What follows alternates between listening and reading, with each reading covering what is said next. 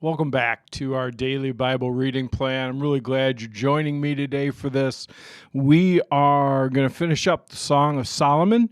We're going to be in 2 Corinthians chapter 9, Psalm 51, and Proverbs 22, verses 24 and 25. So we're going to start out Song of Solomon chapter 5, and we're going to finish up the book.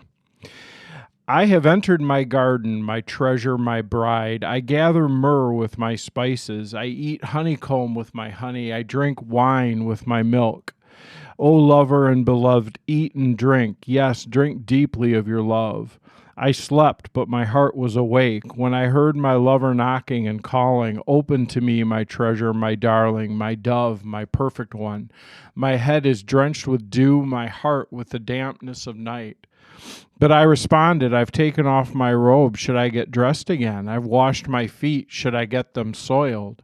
My lover tried to unlatch the door, and my heart thrilled within me. I jumped up to open the door for my love, and my hands dripped with perfume. My fingers dripped with lovely myrrh as I pulled back on the bolt. I opened to my lover, but he was gone. My heart sank. I searched for him, but I could not find him anywhere. I called to him, but there was no reply. The night watchmen found me as they made their rounds. They beat and bruised me and stripped off my veil, those watchmen on the walls.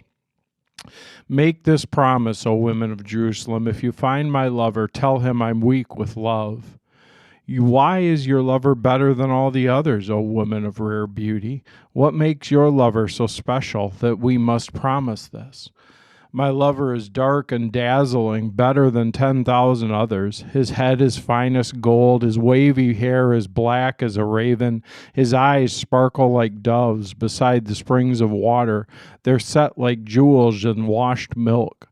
His cheeks are like gardens of spices giving off fragrance. His lips are like lilies perfumed with myrrh. His arms are like rounded bars of gold set with beryl. His body is like bright ivory glowing with lapis lazuli. His legs are like marble pillars set in sockets of finest gold. His posture is stately like the noble cedars of Lebanon.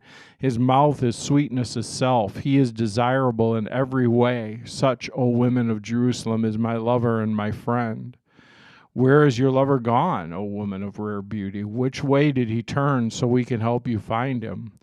My lover has gone down to his garden, to his spice beds, to browse in the gardens and gather the lilies. I am my lover's, and my lover is mine. He browses among the lilies. You are beautiful, my darling, like the lovely city of Tirzah. Yes, as beautiful as Jerusalem, as majestic as an army with billowing banners. Turn your eyes away, for they overpower me. Your hair falls in waves like a flock of goats winding down the slopes of Gilead. Your teeth are as white as sheep that are freshly washed. Your smile is flawless, each tooth matched with its twin. Your cheeks are like rosy pomegranates behind your veil. Even among 60 queens and 80 concubines and countless young women, I would still choose my dove, my perfect one, the favorite of her mother, dearly loved by the one who bore her. The young women see her and praise her. Even queens and royal concubines sing her praises. Who is this arising like the dawn? As fair as the moon, as bright as the sun, as majestic as an army with billowing banners. I went down to the grove of walnut trees and out the valley to see the new spring growth, to see whether the grapevines had budded or the pomegranates were in bloom. Before I realized it, my strong desires had taken me to the chariot of a noble man. Return to us, O maid of Shulam. Come back, that we may see you again. Why do you stare at this young woman of Shulam as she moves so gracefully between the two lines of dancers? How beautiful are your sandaled feet, O queenly maiden. Your rounded thighs are like jewels, the work of a skilled craftsman. Your navel is perfectly formed like a goblet filled with mixed wine. Between your thighs lies a mound of wheat bordered with lilies. Your breasts are like two fawns, like twin fawns of a gazelle. Your neck is as beautiful as an ivory tower. Your eyes are like sparkling pools of Heshbon near the gate of Bath Rabim. Your nose is as fine as the Tower of Lebanon overlooking Damascus. Your head is as majestic as Mount Carmel. As the sheen of your hair radiates royalty. The king is held captive by its tresses. Oh, how beautiful you are, how pleasing, my love, how full of delights. You are slender like a palm tree, and your breasts are clusters of fruit. I said, I will climb the palm tree and take hold of its fruit. May your breasts be like grape clusters, and the fragrance of your breath like apples. May your kisses be as exciting as the best wine. Yes, wine that goes down smoothly for my lover, flowing gently over lips and teeth. I am my lover's, and he claims me as his own. Come, my love, let me go out to the fields and spend the night among the wildflowers. Let us get up early and go to the vineyards to see if the grapevines have budded, if the blossoms have opened, and if the pomegranates have bloomed. There I will give you my love. There mandrakes give off their fragrance, and the finest fruits are at our door, new delights as well as old, which I have saved for you, my lover. Oh, I wish you were my brother, who nursed at my mother's breast, that I could kiss you no matter who was watching. No one would criticize me. I would bring you to my childhood home, and there you would teach me. I would give you spiced wine to drink, my sweet pomegranate wine. Your left arm would be under my head, and your right arm would embrace me. Promise me, O women of Israel, do not waken love until the time is right. Who is this sweeping in from the desert, leaning on her lover? I aroused you under the apple tree when your mother gave you birth, where in great pain she delivered you and placed me like a seal over your heart, like a seal on your arm. For love is as strong as death, its jealousy as enduring as the grave.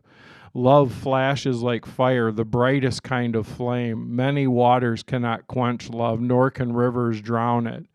If a man tried to buy love with all his wealth, his offer would be utterly scorned. We have a little sister, too young to have breasts. What will we do for our sister if someone asks to marry her? If she's a virgin like a wall, we will protect her with a silver tower. But if she's promiscuous like a swinging door, we will block her door with a cedar bar. I was, as a virgin, like a wall. Now my breasts are like towers. When my lover looks at me, he is delighted with what he sees. Solomon has a vineyard at Baal Hamon, which he leases out to tenant farmers. Each of them pays 1,000 pieces of silver for harvesting its fruit. But my vineyard is mine to give, and Solomon need not pay 1,000 pieces of silver, but I will give 200 pieces to those who care for its vines. O my darling, lingering in the gardens, your companions are fortunate to hear your voice. Let it hear me too. Come away, my love, like a gazelle or a young stag on the mountain of spices. You know, Song of Solomon or Song of Songs, depending on what title you use, is a really interesting book, and it's very graphic, as you can tell. It's very graphic about love and about passion. And, you know, it's supposed to be graphic, and we're not supposed to explain that away. On the one hand, it is a direct and obvious and like I said, just blatant celebration of the love between a man and a woman. And there's this back and forth between the man, the woman, a chorus of young women, a chorus of young men. But ultimately, you know, the thing that I want to say about it today is that it's ultimately a reflection of the passion that we're supposed to have for God. And, you know, so often I think as we go along, it just kind of wavers a little as we go. And so I think it's important for us from time to time to think about that and just kind of recognize it and maybe reclaim some of that passion that we have for him and that he has for us. So then we're up to 2 Corinthians chapter 9. I really don't need to write to you about this ministry of giving for the believers in Jerusalem, for I know how eager you are to help, And I've been boasting to the churches in Macedonia and that you in Greece were ready to send an offering a year ago. In fact, it was your enthusiasm that stirred up many of the Macedonian believers to begin giving. But I am sending these brothers to be sure you are really ready, as I've been telling them, and that your money is all collected. I don't want to be wrong in my boasting about you. We would be embarrassed, not to mention your own embarrassment, if some Macedonian believers came with me and found that you weren't ready after all I had told them. So I thought I should send these brothers ahead of me to make sure the gift you promised is ready. But I want to be a willing gift, not one given grudgingly. Remember this, a farmer who plants only a few seeds will get a small crop, but the one who plants generously will get a generous crop. You must each decide in your heart how much to give, and don't give reluctantly or in response to pressure, for God loves a person who gives cheerfully. And God will generously provide all you need. Then you will always have everything you need and plenty left over to share with others, as the scriptures say. They share freely and give generously to the poor. Their good deeds will be remembered forever.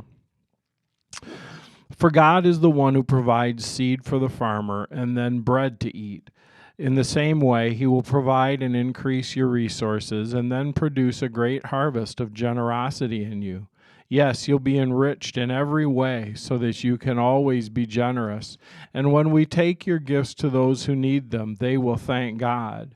So two good things will result from this ministry of giving. The needs of believers in Jerusalem will be met, and they will joyfully express thanks to God.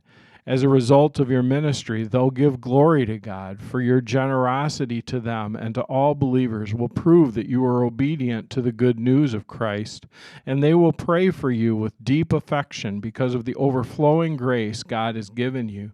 Thank God for this gift. It's too wonderful for words. And then we go to Psalm 51. Have mercy on me, O God, because of your unfailing love, because of your great compassion. Blot out the stains of my sin. Wash me clean from my guilt and purify me from my sin, for I recognize my rebellion. It haunts me day and night. Against you and you alone have I sinned. I've done what's evil in your sight. For you will be proved right in what you say, and your judgment against me is just, for I was born a sinner.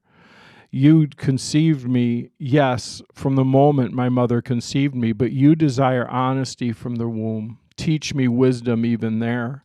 Purify me from my sins, and I will be clean. Wash me, and I'll be whiter than snow.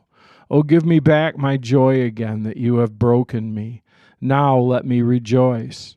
Don't keep me looking at my sins. Remove the stain of my guilt. Create in me a clean heart, O God. Renew a loyal spirit within me. Do not banish me from your presence, and don't take your Holy Spirit from me. Restore to me the joy of your salvation, and make me willing to obey you. Then I will teach your ways to the rebels, and they will return to you. Forgive me for shedding blood, O God, who loves me and saves me, and then I will joyfully sing of your forgiveness. Unseal my lips, O Lord, that my mouth may praise you. You do not desire a sacrifice, or I'd offer one. You do not want a burnt offering. The sacrifice you desire is a broken heart. You will not reject a broken and repentant heart, O God. Look with favor on Zion and help her. Rebuild the walls of Jerusalem, and then you'll be pleased with sacrifices offered in the right spirit, with burnt offerings and whole burnt offerings, and then bulls will be sacrificed on your altar. And then we end with Proverbs 22, verses 24 and 25. Don't befriend angry people or associate with hot-tempered people, or you will learn to be like them and endanger your soul. And then we go, of course, to Oswald Chambers for the 7th Fountains of Blessings. Stay at the source, closely guarding your faith in Jesus Christ and your relationship with him, and there will be a steady flow into the lives of others with no dryness or deadness whatsoever. Amen.